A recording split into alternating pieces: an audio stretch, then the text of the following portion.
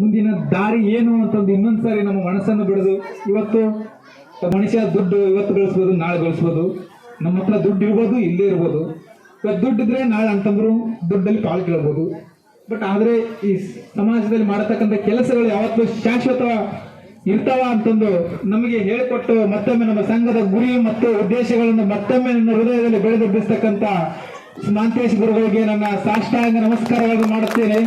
ಅದೇ ರೀತಿ ನಮ್ಮ ಶಾಲೆ ನಾವು ಓದಕ್ಕೆ ಸ್ಟಾರ್ಟ್ ಮಾಡಿದಾಗ ನಮ್ಗೆ ಇಬ್ಬರೇ ಗುರುಗಳಿದ್ದು, ಒಂದು ನಾಗಪ್ಪ ಸರು, ಇನ್ನೊಂದು ರಾಮಣ್ಣ ಸರು. ರಾಮಣ್ಣ ಸರ್ ಅವರ ಮುಖ್ಯ ಶಿಕ್ಷಕರಿದ್ರು.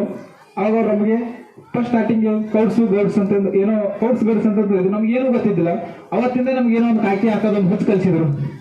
ನಾನೇನು ಮಾಡಿದ್ದಿದ್ರೆ ಅವ್ರು ಕಾಕಿ ಹಾಕೋಕೆ ನಮ್ಮ ಅಜ್ಜ ನಾವು 200 ರೂಪಾಯಿ ಕೈ ಮಾಡ್ಕೊಂಡು ಬಂದಿದ್ದೆ. 200 ರೂಪಾಯಿ ಕೈ ಮಾಡ್ಕೊಂಡ್ ಬಂದಿದ್ದೆ. ನೀವು ಸರಿ ಕೈ ಮಾಡ್ಕೊಂಡ್ ಬರ್ತೀವಿ, ನೆಕ್ಸ್ಟ್ ಯಾವಾಗ ಇಟ್ಕೊಂಡು ಇನ್ನೂ 200 ಕೈ ಮಾಡ್ಕೊಂಬ ಅನ್ನೋದು. ಮತ್ತೊಂದು ಸಾರಿ ಹಿಂಗೆ ಇದು ಕಾರ್ಯಕ್ರಮ ಇತ್ತು. ಏನಿತ್ತು, ಅಣ್ಣನ್ ಸರ್ ಅಲ್ಲಿ ಪ್ರತಿಭಾ ಕಾರಂಜಿ ಇತ್ತು.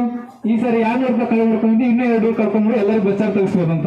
200 20 ಲಕ್ಷ ಬೇಕಾದ್ರೆ ನಾನು ನಮ್ಮ ಗುರುಗಳಿಗೆ ಅಷ್ಟು ಕೂಡ ಸಂಪಾದಿಸಿ ಕೊಡಬಲ್ಲೆ ಅನ್ನೋ ನನ್ನ ಇದು ಇದೆ. ನನ್ನಲ್ಲಿ ಬುದ್ಧಿ ನೀಡಿರ್ತಕ್ಕಂಥ ಎಲ್ಲ ಗುರುಗಳಿಗೂ ಕೂಡ ಧನ್ಯವಾದಗಳನ್ನು ಹೇಳ್ತೇನೆ. ಅದೇ ರೀತಿ ಈ ಕಾರ್ಯಕ್ರಮಕ್ಕೆ ಬಂದಂತವ್ರಿಗೆ ನಮ್ಮ ರಮಣ್ ಸರ್ ಮೇಟಿ ಅವರು 2 ಮಾತುಗಳನ್ನು ಹೇಳಬೇಕೆಂದು ವಿನಂತಿಸುತ್ತೇನೆ.